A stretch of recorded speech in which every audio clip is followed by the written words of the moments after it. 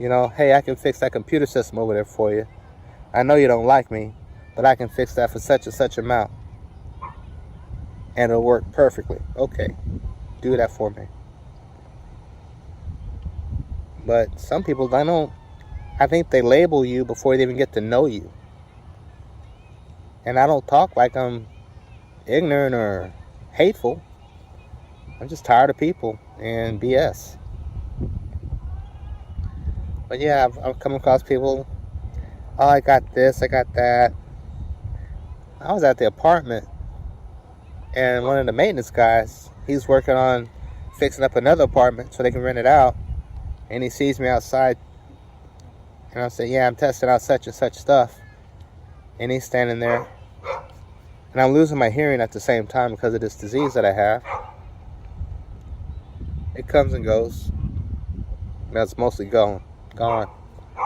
But he's saying, oh yeah, I got a couple of those at the house. And I'm looking at this guy, I'm like, okay, but why are you even telling me that? I don't care. Because I know at this point it's like he's just making conversation. And I don't want to make conversation. I just want to fly my drones or my quadcopter, what do you want to call it. But yeah, that's what I do. But you gotta see this place. It's a park right on the corner from the house. You got all of that down there. Right along in here's a creek. And it goes all the way around there. And supposedly it ties into the Trinity. But the beauty of that creek is I got people on the other side, and on this side it's all open. I got trees, little holes and gaps I can fly through. So this is a spot that I've always wanted to come to, which I've come to before, but I really haven't tried to fly over here. But today I did, and I'm glad I went to a different spot. It's always nice to go somewhere different. Mostly I'm at the school or there's a park. And it's a nice park, but it doesn't feel right to me. This feels peaceful over here. That other park I go to, I don't get good vibes over there. It has the space for me to fly. I don't have people bothering me. But just something about that part of that ground, I don't like it. And I fly there. And they got trees and stuff, but I don't know what it is about that park. It's huge, but I don't fly it. I don't enjoy it. I'll fly there, but I don't really enjoy it. Now over here, when there's not people everywhere, I do enjoy it. And I can't believe, I've had kids ride by on bikes, but they're over there playing basketball, and mamas and the kids over there. People out here sitting on a laptop working. It's nice not to be bothered with people. And when you live in Dallas-Fort Worth, where there's millions of people, there's always somebody. I was at the levee. I drove down to Dallas. It's about 30 miles from here. I'm still in Dallas-Fort Worth, but that part of town is about 30 miles away. And I'm still in Dallas-Fort Worth. But it's a levee. Levees on both sides. Trinity on the other side. All in between, they made into a park. Way out there. I don't know, 500 meters. It's quite a ways. I don't have any video of or high def cameras on my drone at the time, and my video's not crisp like I want to see it through my goggles. But I'm flying under this tree. There's a guy sitting right there on the bench cracking a beer or having a drink or whatever. It's like, damn, ain't no cars parked out here, but there's a guy way out there in the middle of the under the tree that I just happened to fly under. Like, wow, you can't find a place in Dallas-Fort Worth where you can just be to yourself. You can go in the bathroom, lock the door, but just to be out at a natural spot and not be bothered by people, it's hard to find that here. And I've been trucking, so I've been up to the Northeast. In that Northeast section of the United States, all the way down to Florida, but that Northeast corner by Maine, Vermont, and New York, that has the most people in the country live in that area. It's a beautiful area, but people are on top of people on top of people. Even if you're not in New York, you drive through New Jersey, there's people. But my best spots I've been is Utah, Colorado, anywhere west of the Mississippi, including Texas. We got space here where you can go and not see people. But just to be out there with just you and God, you know, it's awesome. And there's no radio interference. You can fly clean. I just wish I would have not gotten hurt trucking, so I would probably at least have had a year or two more before this chronic plaque psoriasis came up.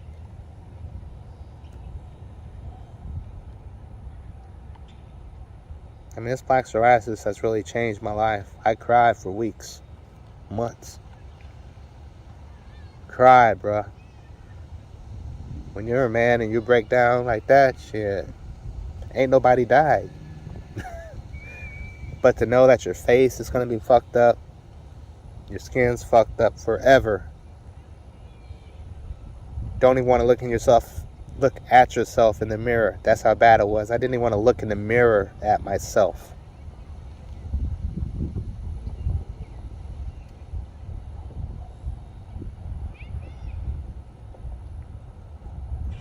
I didn't think the Lord was punishing me by far. I was thinking, why me? Like somebody that comes down with AIDS or whatever, cancer. Why me? I've been good. I've done dirt. But for the most part, I'm a good person.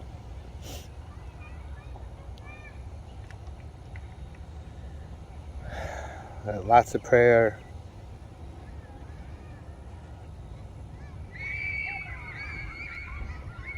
Lots of prayer. And lots of sad times.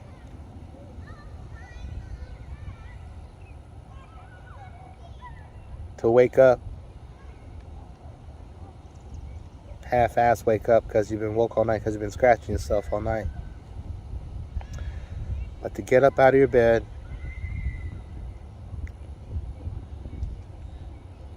dust off the bed, shake your blankets, and just to see your body falling to the floor in flakes, huge flakes of flesh just falling to the floor. To look around the railing of your mattress, where your mattress sets into the bed frame, and you can look in there and see all this white dead skin that's collected from your body. To vacuum that up every day. To go from your bed to the bathroom, to run it. You could do a shower, but the way your skin feels with the shower,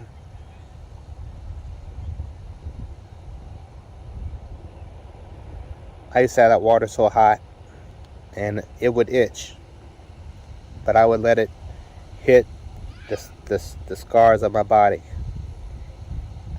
As hot as that water was, it felt good. As soon as I took that water off, you get the itch.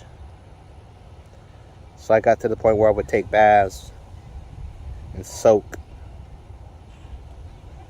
in baking soda. Hours. Get out of that. The doctors prescribe ointments that don't really do anything. They'll make the skin fall off, and they'll thin your skin out. So when you have a big scab, you can put that on there, and a day or two, it would fall off to make it smooth, even, at least a little bit even. That's what it would do. But I found Vaseline, and I would coat my entire body, face, head, neck, everywhere, ass, crotch, thighs, everywhere is coated with Vaseline every day. Sometimes 3-4 times a day. In the bath, soaking in the baking soda. Get out, oil myself up. And no, I can't lay on the sheet in the bed. I got a blanket to myself that I would lay on and just lay there. Don't even want to move. Don't even want to move your body. Don't want to bend your legs. Don't want to bend the arms. Like I'm bending this right now. It'd be like this. Cause it hurt that much to bend it. To have that skin up on the other skin. Irritating. And I cried, man.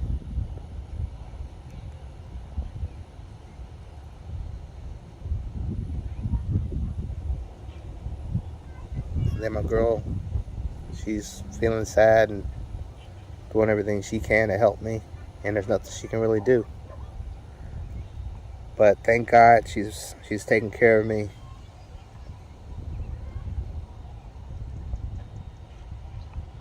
Because I don't know where I would be right now if it wasn't for her.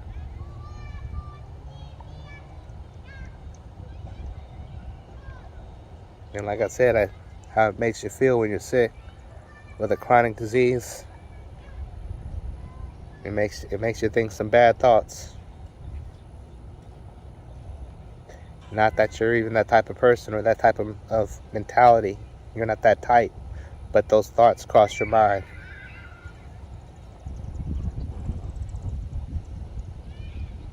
And never once did I tell my doctor. But she got the point from my facial expressions. But thanks for the doctor and all she's done for me. And there's just one thing I don't know, but she probably had to figure out what type of person I am. Because I would go to her office and she would look at me, and I'm not expecting any quick fix, but help me. And all she could do at that point was give me ointments. And the ointments don't work. They're just Vaseline with some type of medicine in it. I got the most comfort just from the Vaseline. But she put me finally on some methotrexate. And it's brought me to where I am now. But I'm stopping that methotrexate, and I'm on this Humira injection. Anywhere from $1,500 to $3,000 per shot. And I have to take 2 of those a month. So $6,000 times 12. That's too much money. You know, you're talking 77,000. What? 12. That's 6,000. $26,000, $22,000. $22,000 a year. Just for the medicine.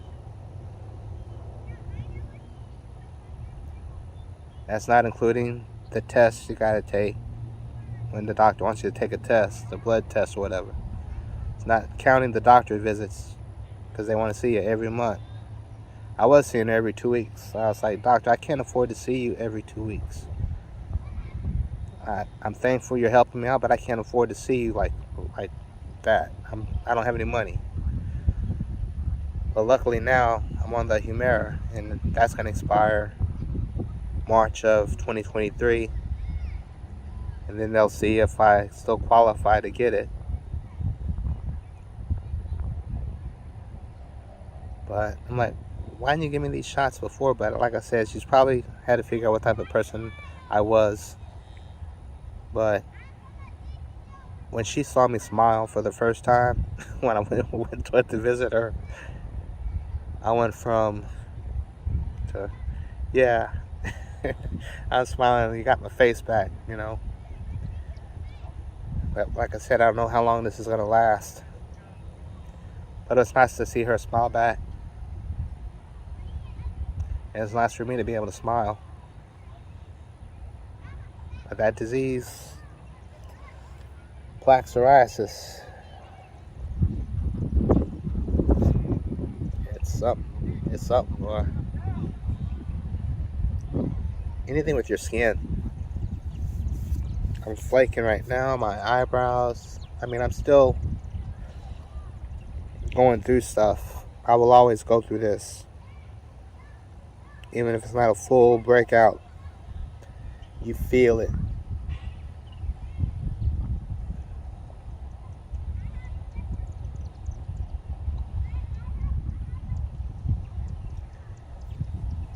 But that's my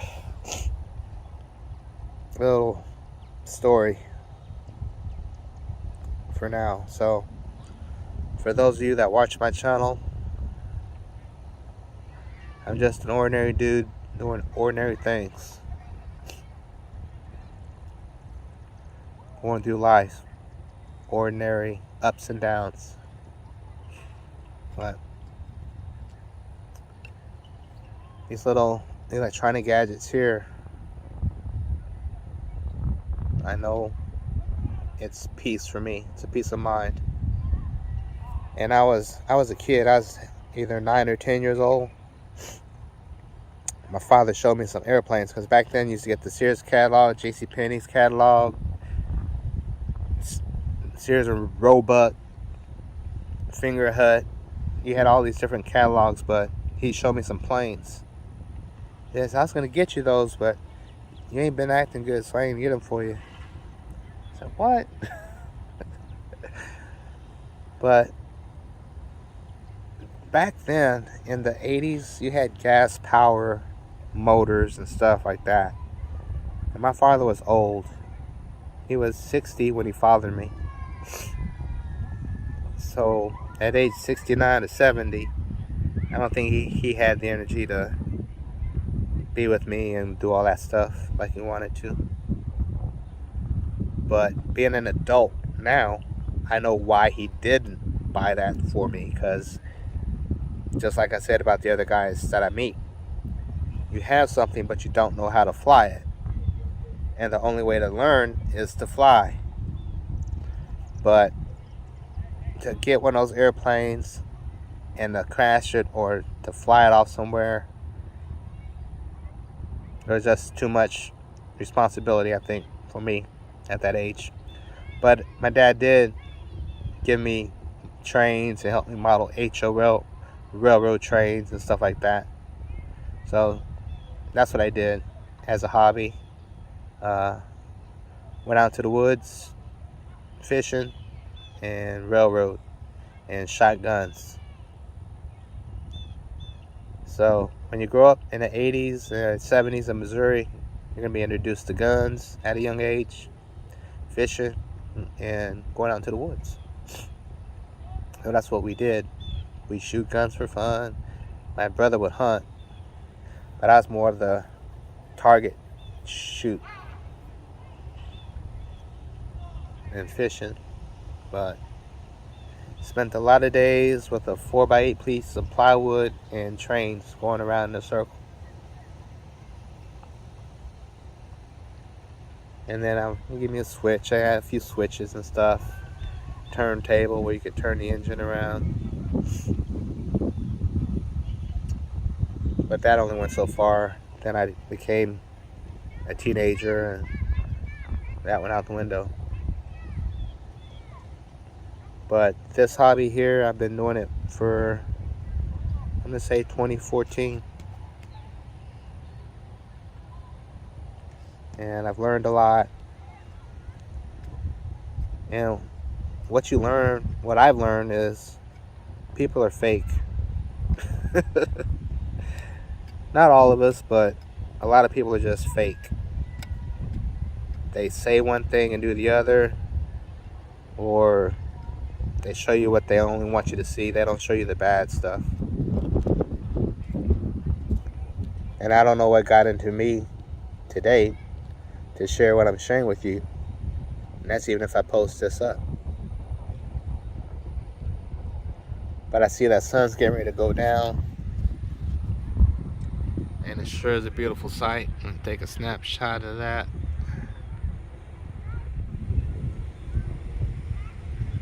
So, yeah, that sunsets when you're in the Metroplex in Texas. Now in the desert, it'll be blind in my butt right now. But I'm going to mosey on over to the car and try to get another flight or two in. And this is my setup. This is my T16 jumper, T16 radio. And once again, oh, get this radio, it's the best, this and that and that. Which was pretty nice. But I've dropped it. I've broken these switches here off. Busted these off. I've dropped it twice.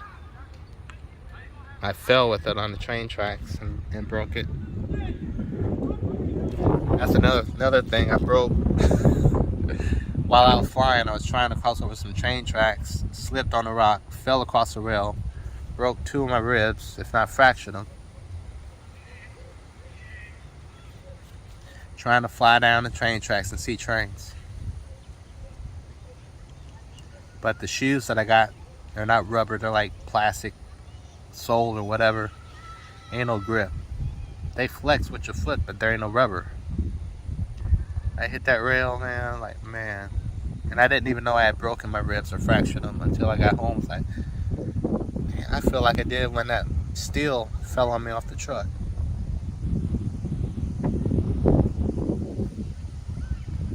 But yeah, FPV will change your life. It might change your knowledge level, personality, your friends.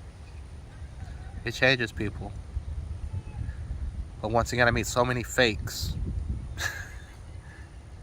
And maybe they're not. Maybe they're just who they are. People are people, right? Because I said I was going to drive trucks for a long time, and I just started driving in 2018.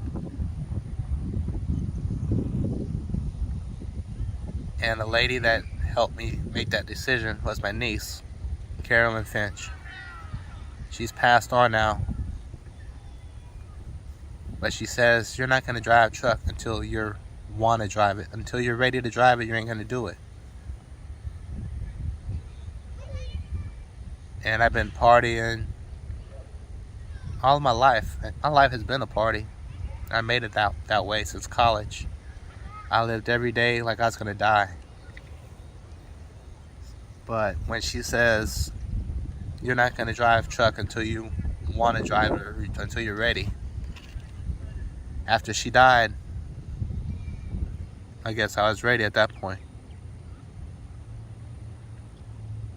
But I got to meet some interesting people. Talk to the old timers. I love talking to the old timers, the guys that have been out there doing it. And you meet them all over the country. Grandfathers, grandmamas, aunts, uncles, all out there driving truck.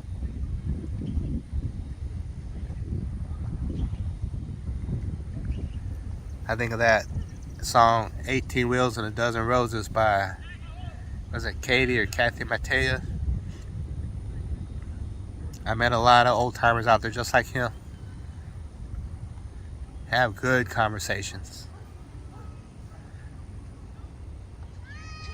And the main thing that most of them seemed to tell me was, don't quit, don't give up, keep driving.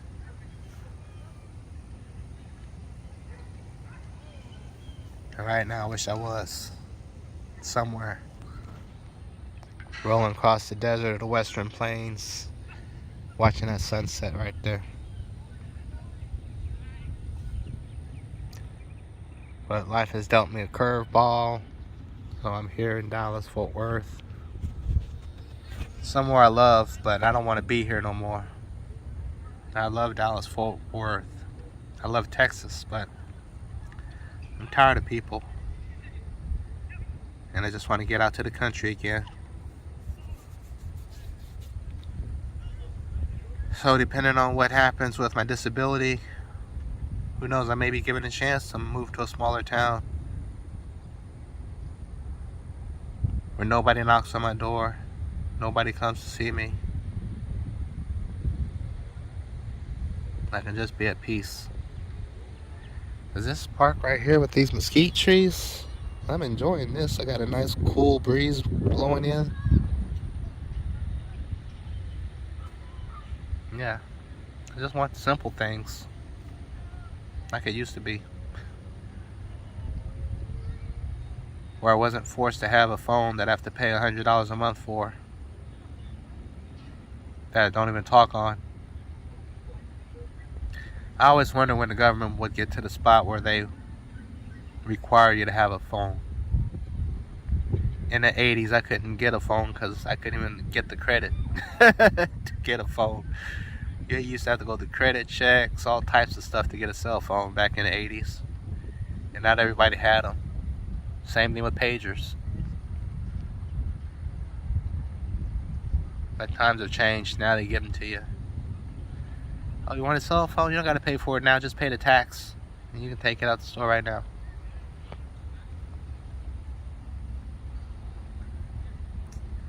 But yeah, like our parents and the people that came before us, I'm sure when they got older, they wish things were simpler, like when they were kids.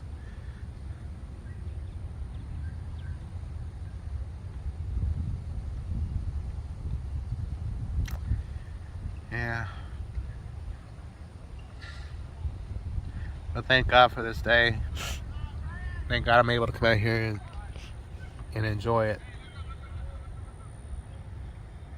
I'm gonna go fly now. Catch y'all later.